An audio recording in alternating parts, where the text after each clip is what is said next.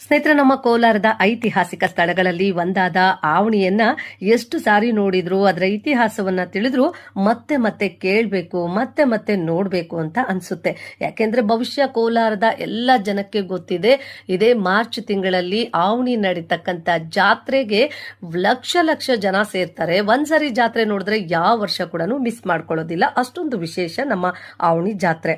ಜೊತೆಗೆ ಅಲ್ಲಿ ಇನ್ನ ಒಂದು ವಿಶೇಷ ಇದೆ. ಏನಪ್ಪಾ ಅಂತಂದ್ರೆ, ಆವಣಿಯಲ್ಲಿ ಹೆಚ್ಚು ಪ್ರಚಾರ ಆಗದೆ ಇರ್ತಕ್ಕಂಥ ಶೃಂಗೇರಿ ಶಾರದಮ್ಮನ ಮಠ ಕೂಡ ಇದೆ. ಅಲ್ಲಿ ಆ ದೇವಸ್ಥಾನದ ವಾತಾವರಣನೇ ತುಂಬಾ ಚೆನ್ನಾಗಿದೆ.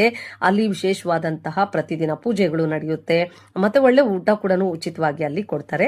ಸೊ ಈ ದೇವಸ್ಥಾನಕ್ಕೆ ನಾವು ಈ ಸಾರಿ ಹೋಗಿದ್ದು ನಮ್ಮ ಅಕ್ಕನ ಮಕ್ಕಳ ಇಬ್ಬರು ಮಕ್ಕಳಿಗೆ ಅಕ್ಷರಾಭ್ಯಾಸ ಮಾಡಿಸ್ಲಿಕ್ಕೆ ಅಂತ. ನಮ್ಮ ಲಕ್ಕಿ ಮತ್ತು ಹರ್ಷಿತ್ಗೆ ಅಕ್ಷರಾಭ್ಯಾಸ ಮಾಡಿಸ್ಬೇಕು ಅಂತೇಳಿ ಅಲ್ಲಿ ಹೋದ್ವಿ. ಪೂಜೆ, ಅಕ್ಷರಾಭ್ಯಾಸ ಎಲ್ಲ ತುಂಬಾ ಚೆನ್ನಾಗಾಯ್ತು.